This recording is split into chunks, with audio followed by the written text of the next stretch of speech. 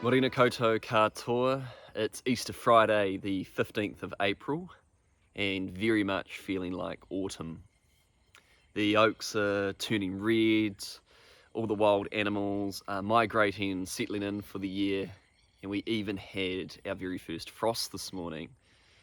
Therefore, it seasonally seems like the time to do a bit of an update of what's going on the farm. To me, the first frost of the year signals a real change in season. It means we're all starting to slow down and the harvest season is ending. I keep saying it's the end of the tomatoes and the zucchinis, and then we'll get a little bit of sunlight, and through the powdery mildew, suddenly a zucchini emerges or tomatoes have ripened. I have a little bit of zucchini frozen, and I've preserved tomatoes as passata, which we'll be able to use for the winter months. It's been a real cornerstone for me this year, learning more about preserving. It's amazing what you can do and how much it changes the flavour of the original vegetable. Like, a real favourite of mine is poor man's capers, which are the immature seeds from nasturtiums, and you pickle them in a brine and they're absolutely delicious and so versatile for like pastas and pizzas, and I even put them in toasted sandwiches. I've been gradually removing the summer plants that look spent, and with a few more frosts I doubt they'll hang on for much longer. I'm so incredibly grateful for all the kai, particularly the zucchini and tomatoes, have supplied us over these summer months and even will through the winter. In return, I'm going to save their seeds and then nurture their offspring in the next summer to come. I'm giving winter gardening a crack this year. So I've been putting brassicas in the ground since February, and I've just got a few left over in the greenhouse. Unfortunately, the white butterfly come out soon after and lay their eggs and decimate that. But I'm hoping with these frosts, it's going to start to be the end of them so they can grow. Then over the winter, it's just going to be a matter of how much damage the slugs and snails do. And that's where the ducks have come in. I had them in the garden for a little bit just to see how they'd do, and I tentatively think the slug numbers might be pretty low because they're eating them. The only issue is that Jenny, the white one, decided she likes the taste of brassicas, so rather than the slugs eating them, she has started eating them. So at the moment I have them sort of around the perimeter of the garden so they can't get into any of the vegetables, but hopefully it'll mean it'll keep the slugs down around them.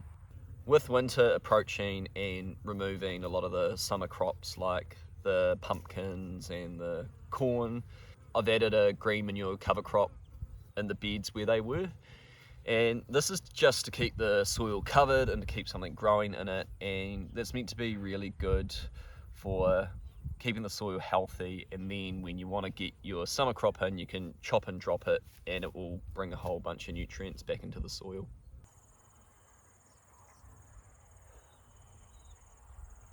The sun is so good. It's a beautiful autumn day. I'm going to get the first of the garlic out. What I did last year was plant it from April through to the traditional shortest day in June. But what happened was probably the garlic I planted earlier actually formed the bigger cloves and did better than the later garlic I planted. It was just less susceptible to rust. Rust is a fungal disease that really can affect garlic in New Zealand, and I think planting earlier might help. I will admit the second batch got a bit demoed by chickens, so that probably didn't help either.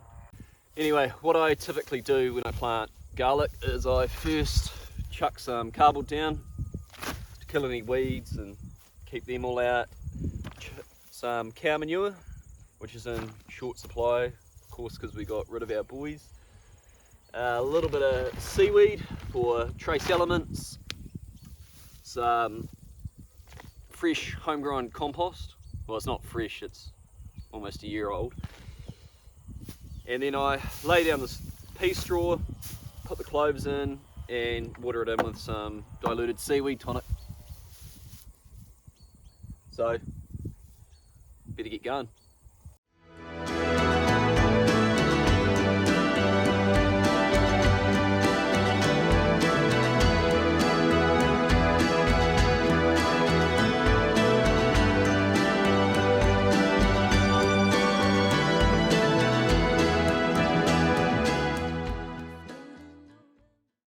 fell a bit short, so I've just added a bit more compost and straw to get them in.